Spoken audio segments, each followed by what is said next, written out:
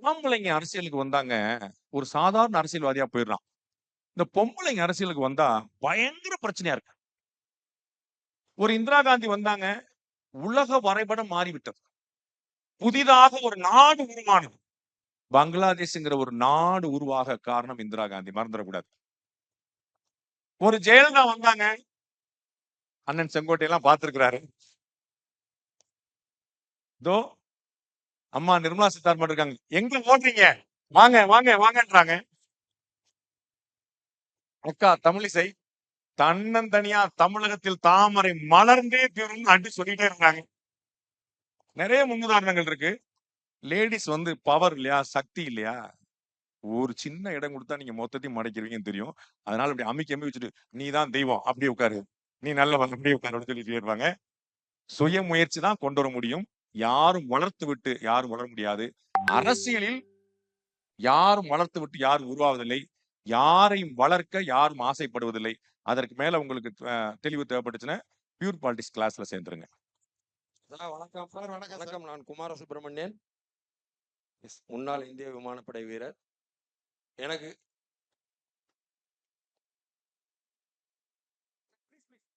நீங்க வந்து இந்த சீசன்டு ஜேர்னலிஸ்டா இருக்கிறதுனாலதான் எனக்கு இந்த உங்க மேல ஒரு சிறு வருத்தம்.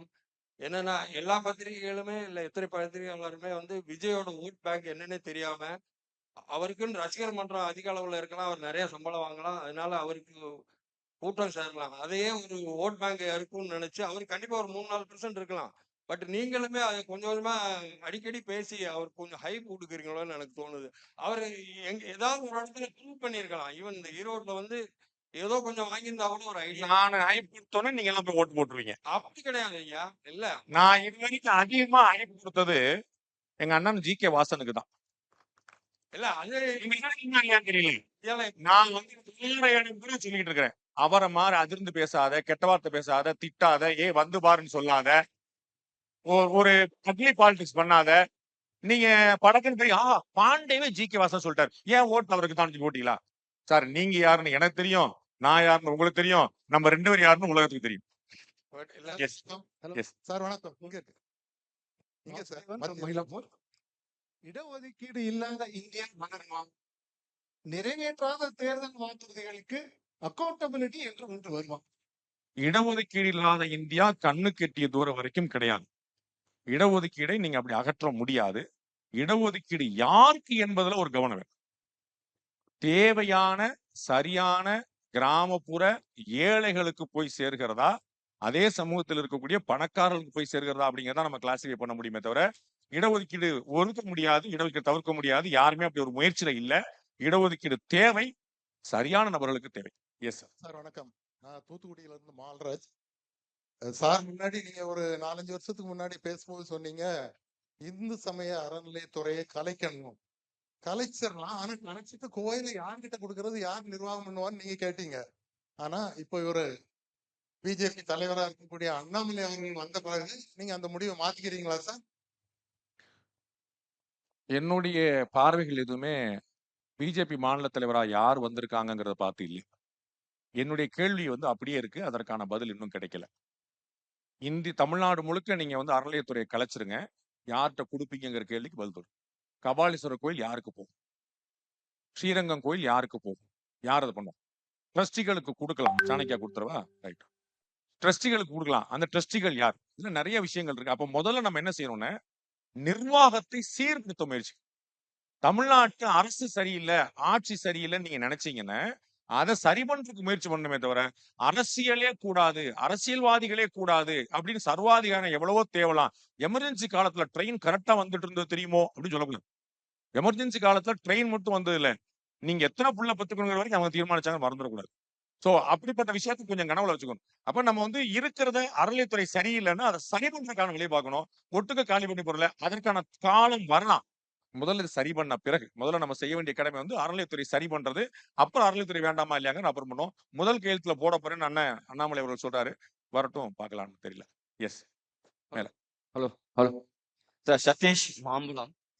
சார், பிஎம்சி திட்டத்தை ஏத்துக்கிட்டாதான் நிதி ஒதுக்க முடியும்னு மத்திய அரசு சொல்லிருச்சு. ஆனா ஆளுங்கட்சிகள் ஈஸியா வந்து நிதி தரலன்னு சொல்லி கட்டமைச்சிட்டு அதை ஈஸியா தவிர்த்துறாங்க. அது வேற நிறைய செட் பண்ணிட்டாங்க.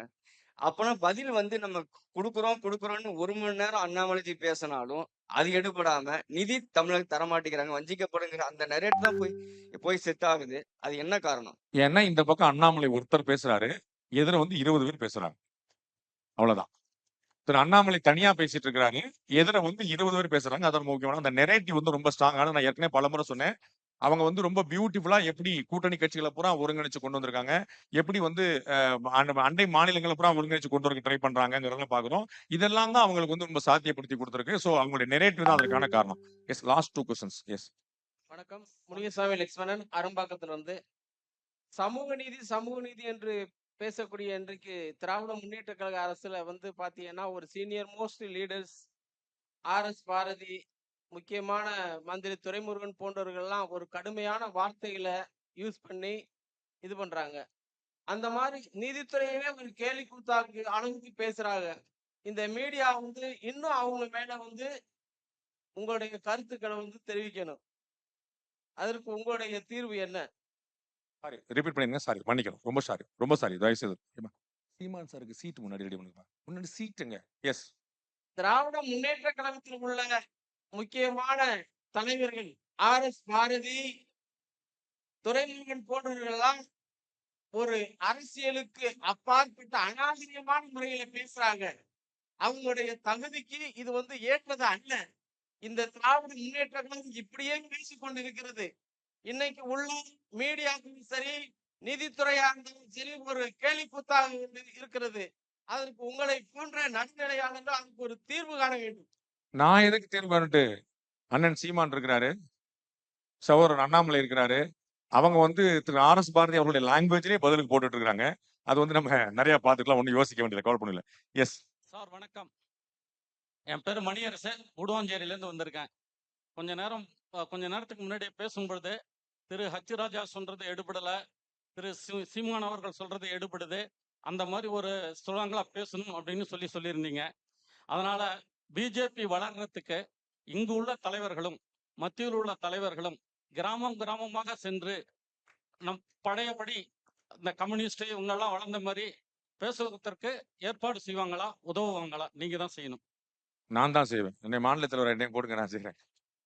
சார், அரசியல் கட்சி வளர்றதற்கு எல்லா கட்சி தொண்டர்களுக்கும் தான். அது வந்து தமாக தொண்டர்களா இருந்தாலும் சரி, நாம் தமிழர் தொண்டர்களா இருந்தாலும் சரி, அதிமுக தொண்டர்களா இருந்தாலும் சரி, பாஜக தொண்டர்களா இருந்தாலும் சரி, அந்த கட்சி வளரணும்னு தொண்டர்கள் உழைக்கணும். அது இல்லாம யாரோ ஒருத்தர் மேல இருந்து குதிப்பாரு, கட்சி அப்படியே டபக்குன்னு வளர்ந்து நினைச்சீங்கன்னா அது கனவு, நடக்க போறதே இல்லை. கீழே கிரவுண்ட் லெவல் கனெக்ட் வந்து தொண்டர்களால் மட்டும்தான் சாத்தியம். அதனால தொண்டர்கள் உழைத்தால் உண்மையிலேயே நீங்க நினைச்சீங்க. பெரும்பாலான பேர் என்ன நினைக்கிறாங்கன்னு, நான் ஒரு கிரிட்டிக்கா மட்டுமே இருப்பேன். அவர் செய்யறது சரியில்லை, இவர் செய்யறது சூப்பர் மட்டும் சொல்லுவேன். நான் கான்ட்ரிபியூட் பண்ண மாட்டேன்னு நினைக்கிறேன். நரேந்திர மோடி ஒரு நாளைக்கு 20 மணி நேரம் உழைக்கிறார். ஒரு நாளைக்கு 20 மணி நேரம் உழைக்கிறார். அவரை விட ஒரு சிறந்த காரியகர்த்தா அந்த கட்சிக்கு யார் கிடைப்பான்னு சொல்லுங்க. நாட்டுடைய பிரதமர் விட்டுருங்க, அந்த கட்சிக்கு ஒரு காரியகர்த்தா யார் கிடைப்பான்னு பாருங்க. 2014 ஒரு முதல் முறையாக பதவியேற்ற போது உங்களுக்கு தெரியும், அதற்கு முன்னாடி திரு அத்வானி அவர்களுக்கும் இவர்களுக்கும் இந்த சில மனத்தாங்கள்லாம் உங்களுக்கு எல்லாம் தெரியும். திரு அத்வானி அவர்கள் அந்த பதவியேற்பு நிகழ்ச்சிக்கு முன்னாடி பாஜகவுடைய எம்பிகள் கூட்டத்தின் போது, இந்த கட்சிக்கு நீ செய்திருக்கக்கூடிய சேவை சாதாரணமானதல்ல அப்படின்னு நிகழ்ந்தார்.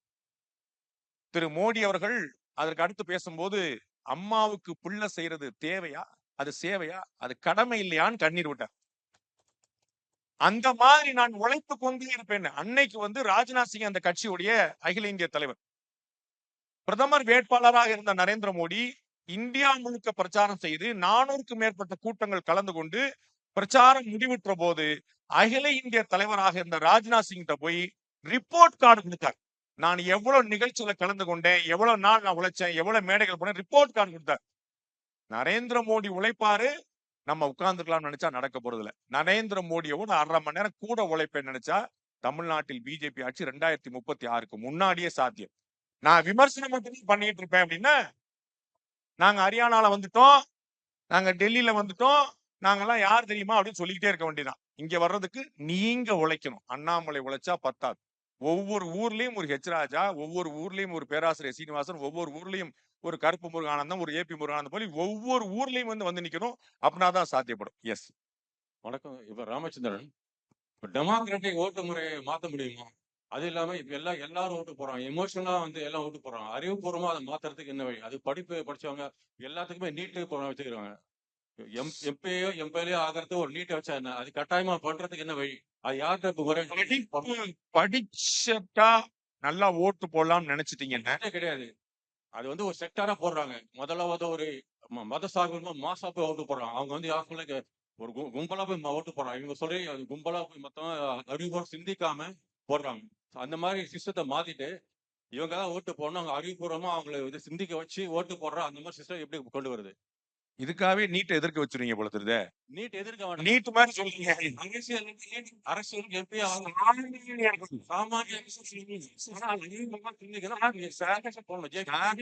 சார், அதுவே they should not get voted. முதல்ல உங்களுக்கு தான் அது செய்யணும். சொல்லுங்க. முதல்ல உங்களுக்கு தான். Thanks. I got your point. Mic கொடுத்துருங்க. Thank you very much. ஹலோ. ரொம்ப எளிமையான விஷயம் பாருங்க. வின்சன் சர்ச்சில் வந்து சொல்றாரு, எல்லாருக்கும் ஓட்டுன்னு சொல்லிட்டாங்க. பிரிட்டன்ல, அமெரிக்கால, அரபு நாடுகள்ல, பல நாடுகள்ல ஜனநாயகம் வந்த உடனே முதல் ஓட்டுரிமை எல்லோருக்கும் கொடுக்கப்படவில்லை. டாக்ஸ் கட்டுறவங்களுக்கு மட்டும் ஒரு ஓட்டு வந்துச்சு. பெண்களுக்கு கிடையாதுன்னு வந்துச்சு. அப்படி இருந்த காலகட்டங்கள்ல இந்தியா மட்டும்தான் சுதந்திரம் பெற்றவனே இங்க இருக்கக்கூடிய நரிக்குறவன் வந்து சாமானிய மனிதர்களுக்கு அத்தனை பேருக்கு ஓட்டு. எல்லோரும் ஓர் நிறை, எல்லோரும் ஓர் நிறை, எல்லாரும் இந்நாட்டு மன்னன் சொல்லு. இந்த சாமானியனுக்கு உங்களை மாதிரி பேச தெரியாது சார். மைக்க பிடிச்சு நம்ம யாரை விட ஐக்கியம் ரொம்ப ஸ்ட்ராங்கானவர்கள் சாமானியர்கள். ஒரு நாள் அவங்களை பிளேம் பண்ணாதீங்க. அந்த கட்சி நான் கிடையாது. சாமானியர்களை வென்றெடுக்கக்கூடிய திறன் இந்த அரசியல்வாதிகளுக்கு இல்லைன்னு சொல்லுங்க. சாமானியர்கள் சரியா யோசிக்கலன்னு சொல்லாதீங்க. இருக்கிற வாய்ப்புல அவங்க சரியா தான் பண்ணிட்டு இருக்காங்க. No doubt. Last question from this. Last question. வணக்கம். ஒருங்கிணைந்த இந்திய நாட்டை ஆளும் அரசின் கல்வி அமைச்சர் ஒருவர் தங்களது திட்டத்தை ஏற்றுக்கொண்டால் மட்டுமே உங்களுக்கு நிதி அளிக்க முடியும் என்று கூறும் அந்த நிலைப்பாட்டில் திரு ரங்கராஜ் பாண்டே அவர்களின் தனிப்பட்ட நிலைப்பாடு என்ன? இது ஏற்றுக்கொள்கிறீர்களா, எதிர்க்கிறீர்களா? ஒருவேளை எதிர்க்கிறீர்கள் என்றால் 36 பாஜக தமிழ்நாட்டை ஆளும் என்பது எந்த வகையில் நியாயம்? சாணக்கியா பாருங்க, நான் 15 தடவை சொல்லிட்டேன் இதுக்கான பதில். இன்னும் ஒரு தடவை சொல்லிடுறேன் உங்களுக்கு. நீங்க அண்ணன் சீமானுக்கா வந்திருக்கீங்களா? எனக்கு தெரியும்ல. ஏங்க, ஒரு கேள்வி கேட்கும்போது அது யாருன்னு தெரியலன்னா நான் 25 வருஷம் நேரத்துல நான் என்ன பண்ணிட்டு இருக்கேன் எனக்கு சொல்லுங்க. வெளியில டீ வாங்குறீங்க. சாணக்கியால உங்களுக்கு ஃப்ரீ டீ கொடுத்தாங்களா? நீ சாப்பிட்டீங்களா இல்லையான்னு தெரியல. அது ஃப்ரீ டீ. அது சரவணபவன் செஞ்சது. சரவணபவன் கடைக்கு போயிட்டு டீ குடிக்கல, 500 ரூபாய் கொடுத்தேன்னு நினைச்சுக்கோ, மிச்சம் 48 ரூபா கொடுன்னு சொன்னா என்ன சொல்லுவாங்க? 500 ரூபாய் கொடு, மிச்சம் 48 ரூபா கொடுக்குறேன். அவ்வளவுதான். கிணறு தோண்டுனா காசு, தோண்டாத கிணறுக்கு காசு கிடையாது.